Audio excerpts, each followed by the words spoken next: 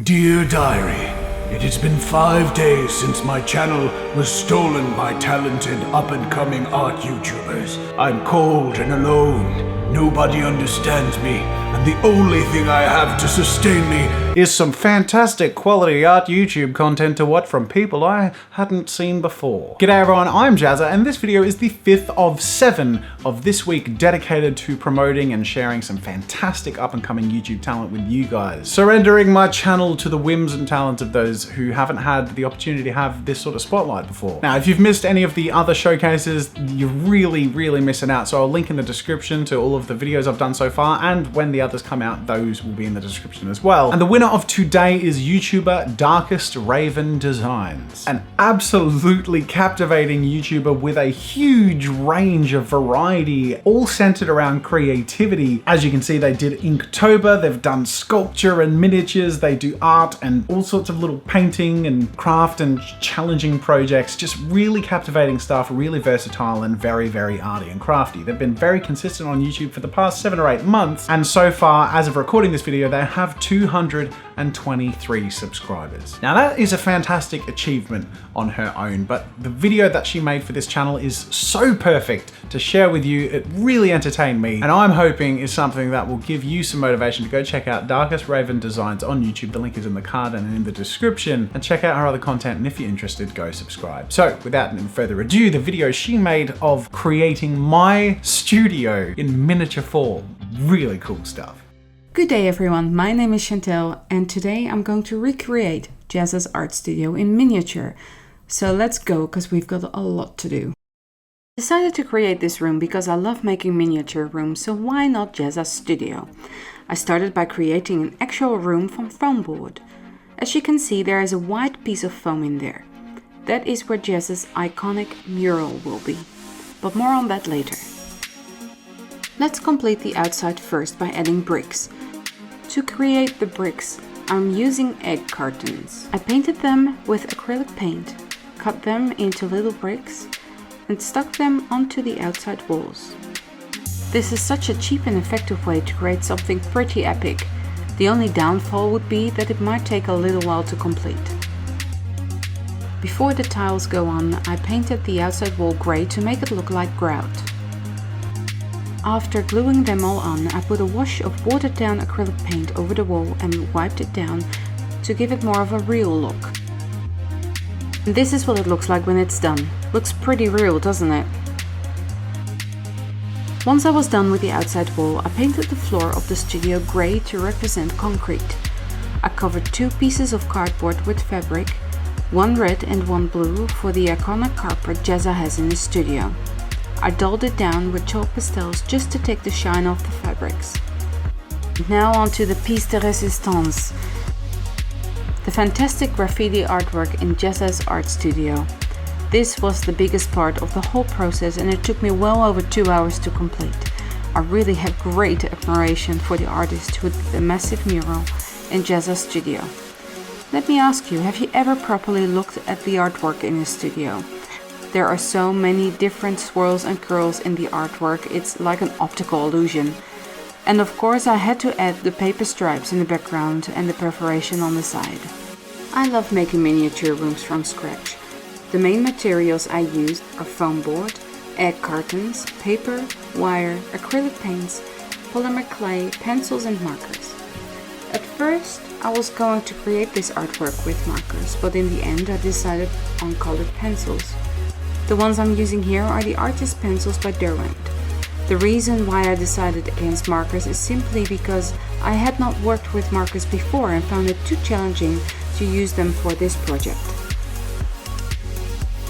It's been a while since I last used colored pencils, and I did enjoy the process of using them again.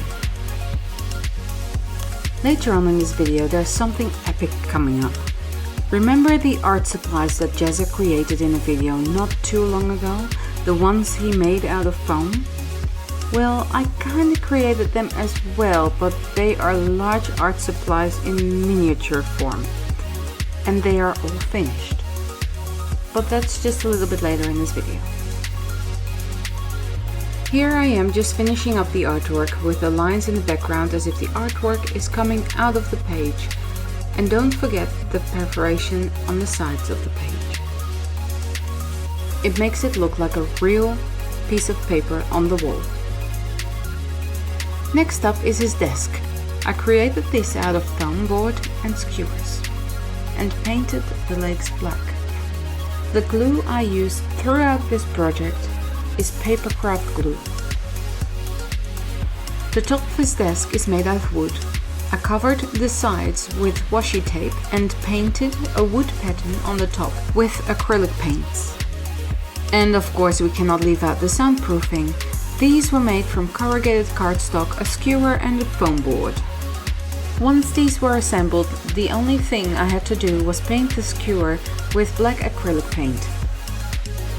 Next up is more foam board, and this time it is for the fan art wall in the separate set in the studio, which is over the blue carpet.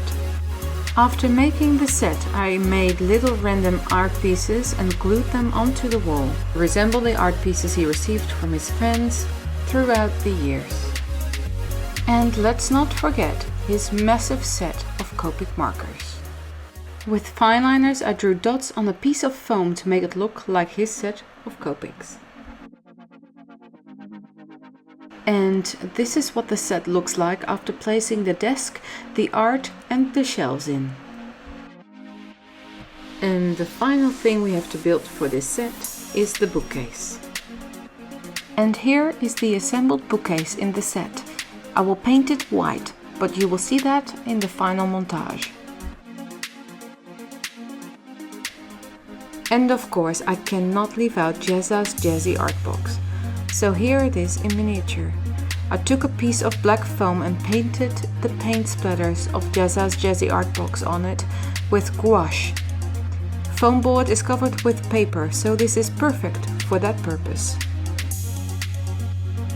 I wrote the letters on the box with a white Posca pin. This little box turned out absolutely adorable. Now this next part is rather special. Jazza has created these massive art supplies. He just hasn't finished them yet. Let me do that for him. So I created the crayon, the ink pen, the tablet pen, the paintbrush, the pencil, the chisel tip marker, the mechanical pencil, and the pastel crayon. I believe he wants to use them as props eventually, and you can do that with these ones as well, because you can take them off the stand and use them as mini props. And you can't be in Australia without aircon, so this is the aircon unit in his room. And last but not least, light boxes, which I created out of tracing paper. Now, are you all ready for the epic montage? Here we go.